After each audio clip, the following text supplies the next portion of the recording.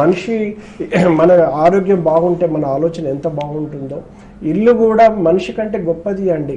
ఎందుకంటే మన శరీరంలో ఏ విధంగా నిర్మాణం ఉందో గృహం కూడా అంత మంచి నిర్మాణం ఉండాలి, వాస్తుకు అనుకూలంగా ఉండాలి. భగవంతుడు మన డిజైన్లో ఏదైనా కొంచెం లోపం ఇస్తే మనం ఎంత బాధపడతామండి. అలాగే మనం కట్టుకునే ఇండ్లు మనం తప్పు కట్టుకున్నప్పుడు మనం అనుభవించక తప్పదు. అందుకని భయంకరమైన వాస్తు దోషాలు, నరఘోష, నరపీడ, శత్రువు పీడలు, షాకిని డాకిని లాంటి భయంకరమైన భూత ప్రేత పిచాచ బాధల నుండి మీరు ఇబ్బంది పడుతూ ఉన్నా మీరు బాధపడకండి, నేనున్నాను. భయంకరమైన వాస్తు దోషాలతో పాటు వాటిని అష్టదిగ్బంధనతో కట్టడి చేసేస్తాను.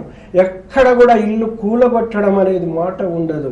భయంకరమైన వీధిపోటుతో మీరు ఇబ్బంది పడుతున్నారు. పశ్చిమనైతే వీధిపోటు భయంకరమైన నెగటివ్ రిజల్ట్స్ ఇస్తుంది.